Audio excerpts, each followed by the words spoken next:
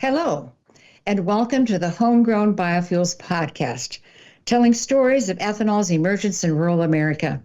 I'm your host, Sue Retka Schill, a longtime biofuels journalist. There are so many good stories about the early days of the ethanol movement that need to be preserved, giving birth to this podcast. Thanks to Ethanol Producer Magazine and BBI International for producing it. If you have feedback, perhaps a recommendation for a future guest, or if you'd like to sponsor the podcast, email us at HomegrownFuels, one word, HomegrownFuels at bbiinternational.com. Our guest today is Bill Gibbons. During his 37-year career at South Dakota State University, he taught microbiology and researched useful microbes for producing biofuels, organic acids, biopolymers, and microbial protein. He also served as Associate Director of the SDSU Ag Experiment Station and Associate Dean for Research. But before all that, as an undergraduate college student, he worked in a small cobbled-together ethanol demonstration plant on campus that helped launch some major ethanol companies. Bill, welcome to Homegrown Biofuels. Well, Sue, it's great to speak with you. And I first, to start out, just want to thank you and the people you're working with for doing this, because this is a story that really needs to be told. And unfortunately, there's a lot of people that were key elements in this whole industry that are no longer with us. And so before many more of us pass along, it's good to get this recorded.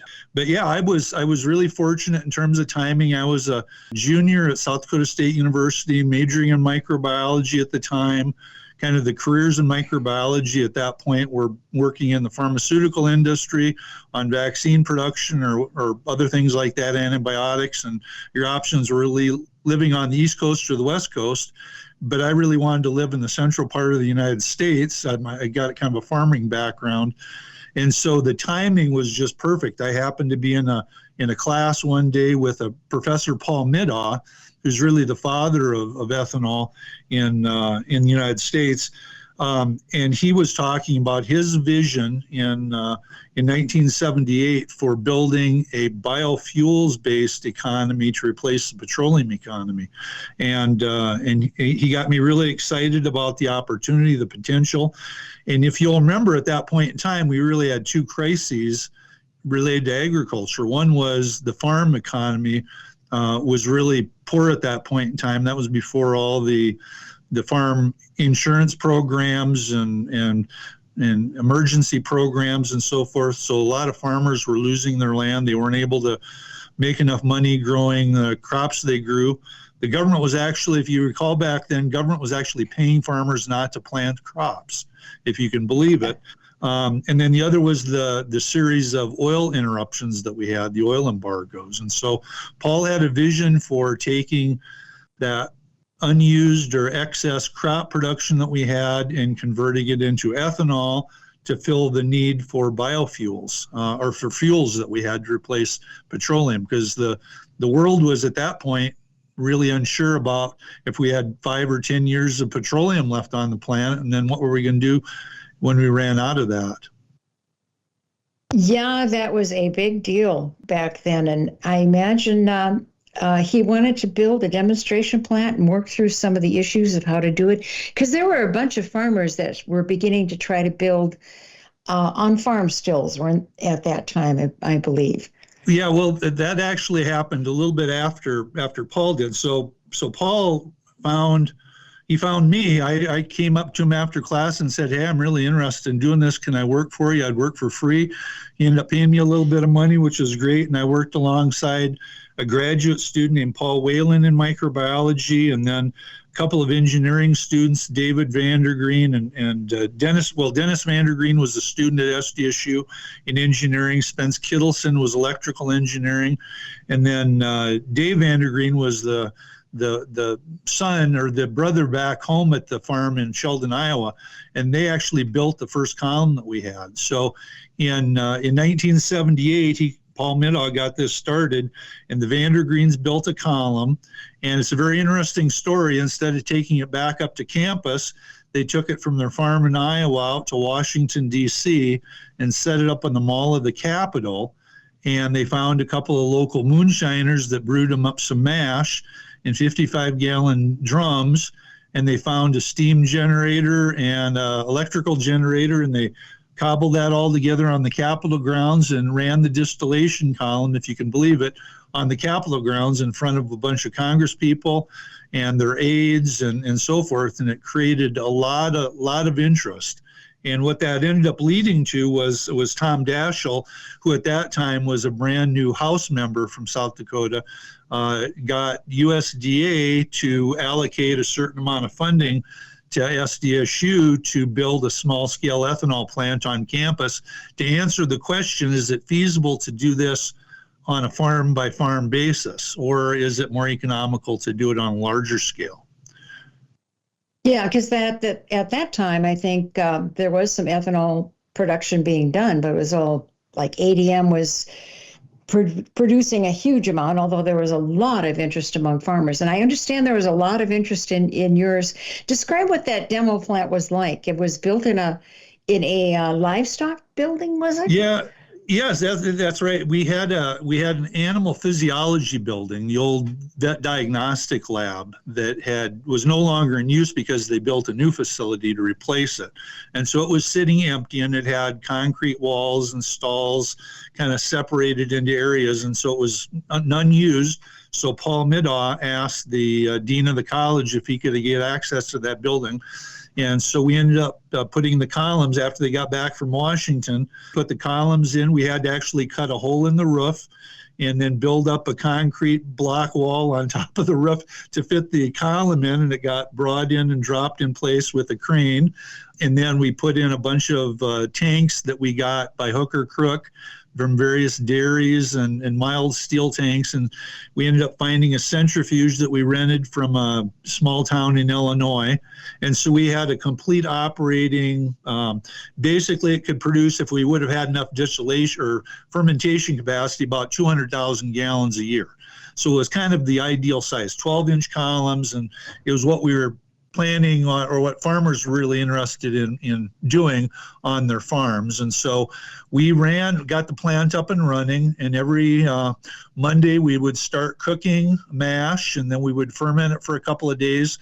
And on Friday we would fire up the distillation column and run the distillation column for the better part of the day, and had open houses. And we had up to 200 to 300 people walking through that small building over the course of 7 or 8 hours looking at it. And they range from farmers to business people from all over the world.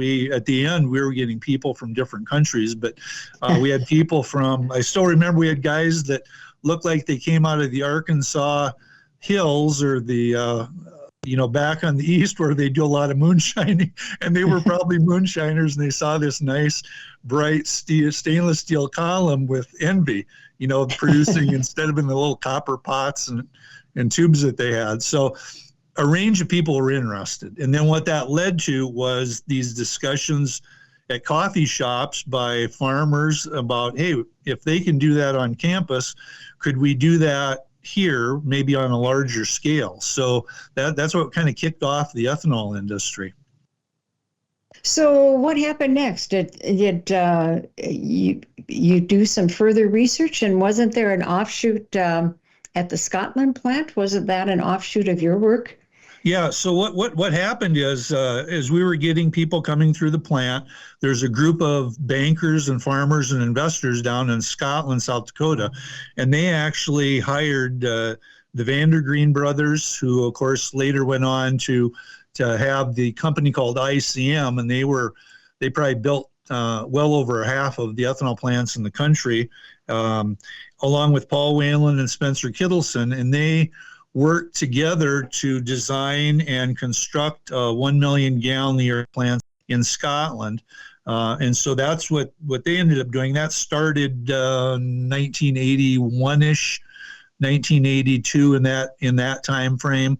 In the meantime, what we had on campus with our our ethanol plant, as we got through the demonstration scale of it and got the bugs kind of worked out, we got a pretty large grant at that point in time, $250,000 from USDA, to look at farm scale ethanol production. And so we looked at the economics and energy analysis and converting engines to run on hydrous ethanol, because we didn't have the ability in our plant to produce anhydrous, along with feeding trials with animals, and I did the conversion work.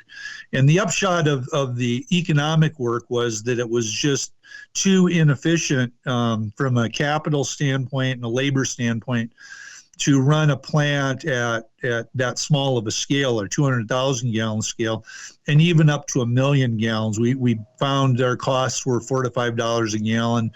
And at that point in time, gasoline, if I remember, was $1.25 or $1.50 a gallon, something like that. So we knew we had to go bigger. And so what happened with the Scotland plant, that ended up getting sold, went bankrupt and got sold. And the Brain brothers, who'd come through our plant on one of those tours in the 80s or late 70s, they went home and they built their own plant on their farm at that scale. They kind of discovered the same thing we did. You need to do it at a larger scale. They bought the Scotland plant pretty cheap, so it made it more economical for them. And they were able to make that plant work pretty efficiently. And then they started having people want them to replicate what they did at other locations. And so they started a company, I can't remember what the name of it, Brain Enterprises, I believe, at that point in time, where they were doing consulting and feasibility analysis for ethanol plants around the country. And then they started building a bunch of plants. In the meantime, the Vandergreens ended up continuing on doing the same thing. And so the two, behemoths of the ethanol industry, we like to say they got their start at South Dakota State in one way or another with this industry. And they probably represent, 2/3 of the capacity in the country. Right. What were the results of all your research? You said you came up with, you not only, I think you told me earlier, not only decided that the economies of scale just weren't going to work on that small scale, but you learned some other things over the years. What kinds of things were those that you, in your research as you worked on it? Yeah. So we had a team at one time of probably a dozen faculty members and graduate students in about 6 or 7 departments working on this project. And we were the only ones doing that in the country, and so the engineering group, they looked at, on the distillation side, what is the energy consumption for the entire process, including distillation. And they made some interesting discoveries in terms of recycling energy. So the waste heat from the ethanol, as you condense the ethanol vapors into a liquid ethanol, it releases a lot of heat, and so transferring that heat and using it to preheat water. Or in the sterilization process when you're cooling it down on the other side. There's ways to recycle heat very efficiently, and so they were able to do that. They did the work, as I said, on converting diesel and gasoline vehicles to use ethanol directly as a fuel, which, of course, Henry Ford, way back in the day, that's what they used to fuel their initial engines until petroleum was discovered and it got to be such a low price. The work that I was involved with was on the conversion side, so cooking and fermentation. We discovered that if you recycle the waste liquid at the end of the process back into the start of the process, it increases your performance of your yeast and the yields of ethanol that they get. We looked at a number of other grains. Corn, of course, was the primary one, but out in the western part of South Dakota, wheat, and down in Kansas, they were interested in wheat. So we looked at wheat, looked at sorghum, looked at oats, and we kind of found out what the idiosyncrasies were on each of those crops. We looked at continuous fermentation. And then towards the end, we started looking at other crops or using the sugars from other crops and incorporating them into the corn ethanol process. And some of that work is even being done now in various plants around the country.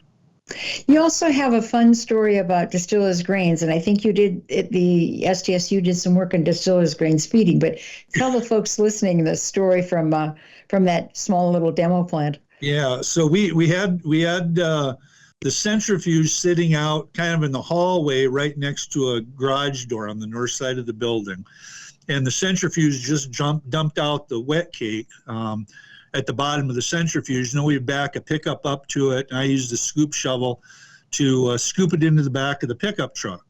And so after the pickup truck got done, or we were done distilling for the day, I would take the load of distiller's grain, wet distiller's grain, out to our dairy unit. And they had feed bunks where they had, in the lots, they had dry cows that weren't being milked.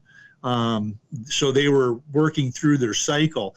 And they learned really quickly that distiller's grain was something they really loved. And so after the first time out, I went out there and I pulled up the pickup truck next to the feed bunk. I started scooping it in, and a couple of cows came over and they nibbled at it a little bit, and then pretty soon they were eating.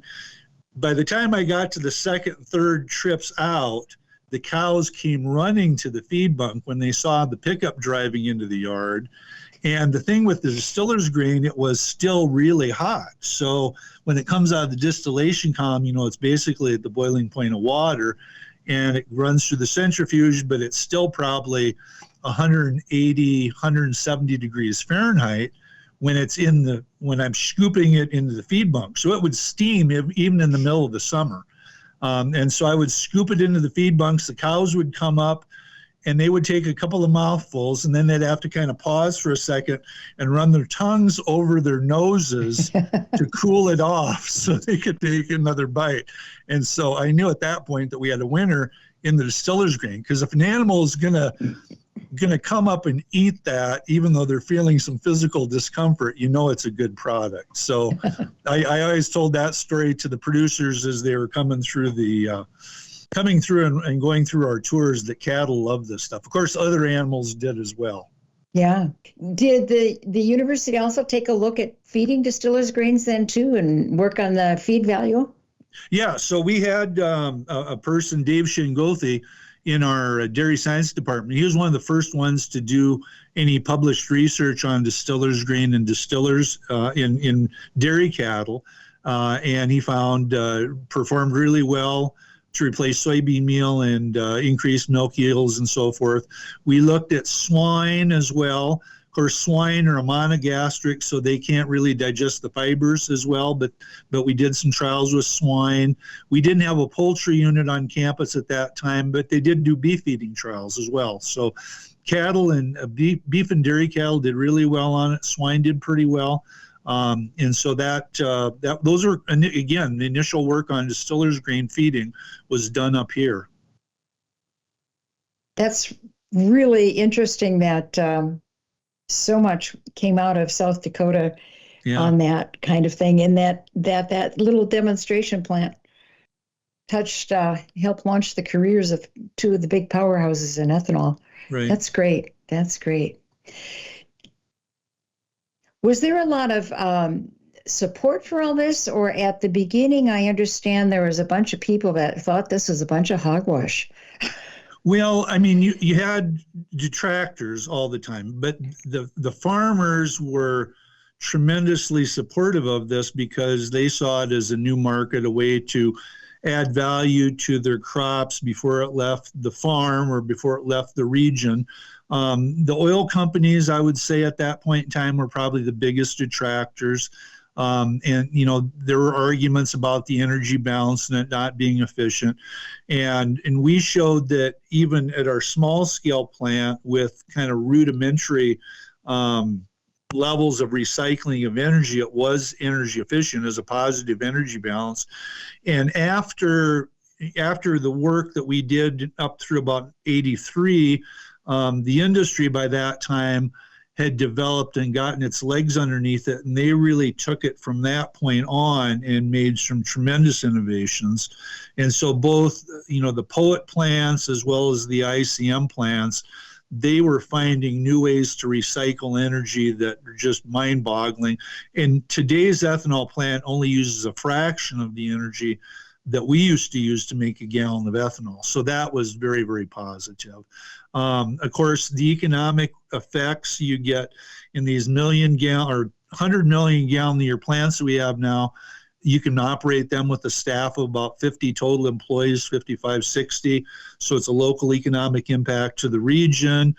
You have the distiller's grain that can be used wet in the local area, but there's such a demand for that product globally that they dry down a lot of that material now and ship it. The plants around Brookings now, they ship to the east and the west coast, and a lot of that stuff gets shipped overseas. So now it's a value-added product. Instead of 8% protein corn, they're shipping 30 or 40, or now they've got some enhanced distillers that have up to 50 or 60% protein, where they've taken and done additional fractionations on the material.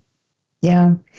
Your demo plant also had some impact on some of the people did you tell me, was it Andres that built a plant, was interested in building a plant not too far from Brookings? Right. Yeah. So Don Andres, well, he was kind of, I'll embarrass him when I say this. He was kind of Elon Musk before Elon Musk.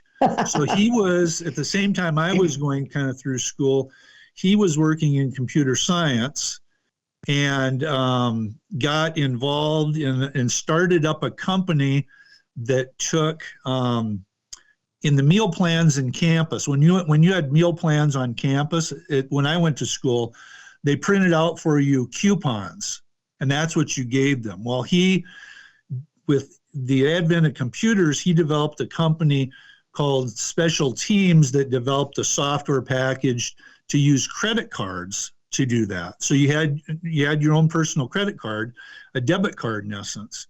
And he ended up selling that company to American Express, I think it was, back in the 1990s for like $20 million. And then he turned around and had another idea for a gift card for employees or something that got sold for a bunch of money. And then because he was a farm kid from up by Watertown, they were starting to look at building an ethanol plant. So he became an investor in the ethanol plant Glacial Lakes up at Watertown. And he saw how successful that was. So then, and that was I think a 30, 40 million gallon a year plant. He thought, why not make them bigger? It's going to be more efficient to do it bigger. So he started a company called Verisun.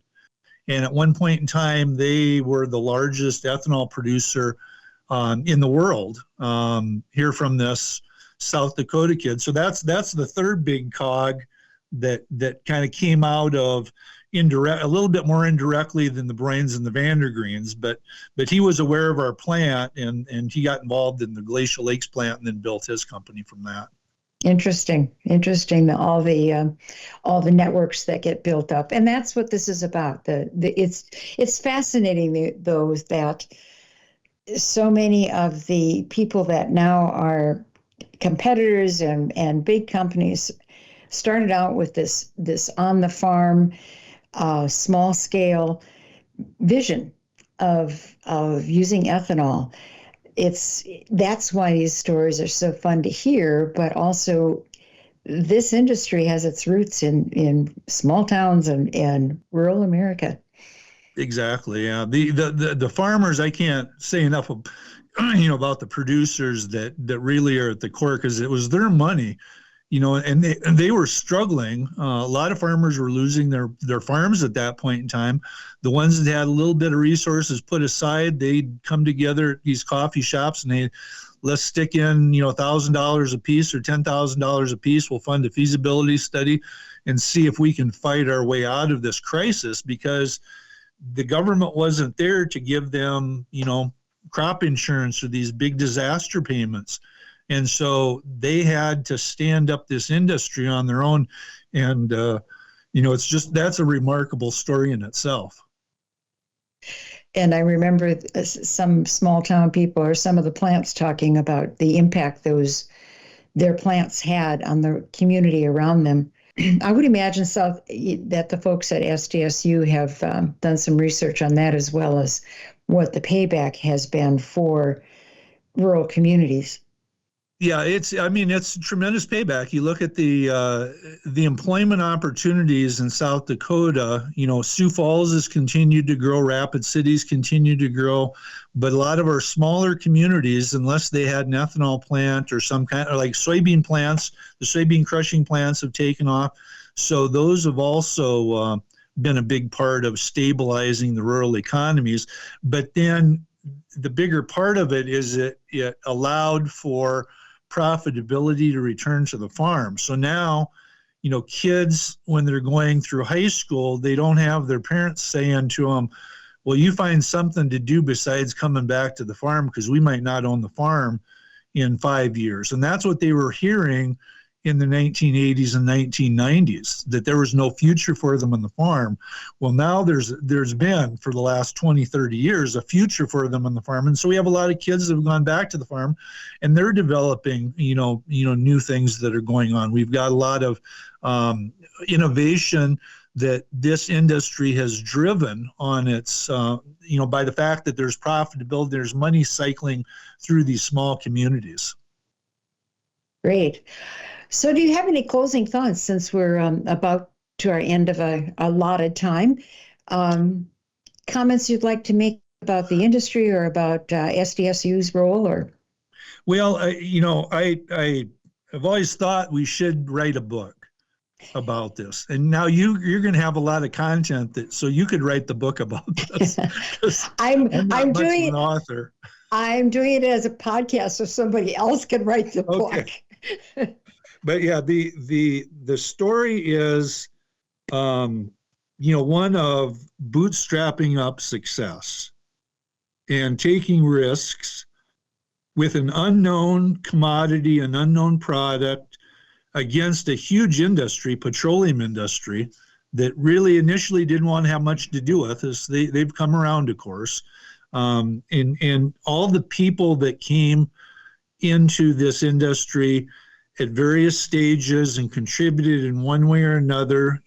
I mentioned earlier, all the people that we've lost. Well, Paul Middaugh, we lost a number of years ago. There's a lot of farmers that I knew that were big proponents of ethanol production, and they were the ones that were doing the yellow nickel, the yellow dime promotions and getting ethanol into all these all these gas stations and fighting that battle for us.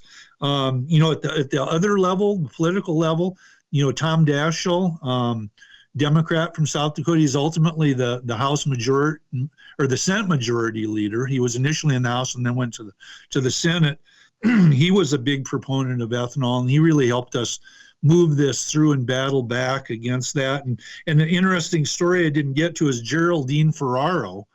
If you remember her name, she was the vice presidential candidate of Mondale, Walter Mondale. So Geraldine Ferraro was the vice presidential candidate with Mondale in 1980, and she actually visited the plant in the late 70s, or actually when she was getting close to becoming the vice presidential candidate. So that was another neat story. But, it's like I say, it's just a story of a problem, people, standing up and investing dollars and investing time to build an industry. And I was just very fortunate in terms of timing to be on our campus here at South Dakota State at that point in time and to be involved in it. And that led to my, entire career at SDSU then.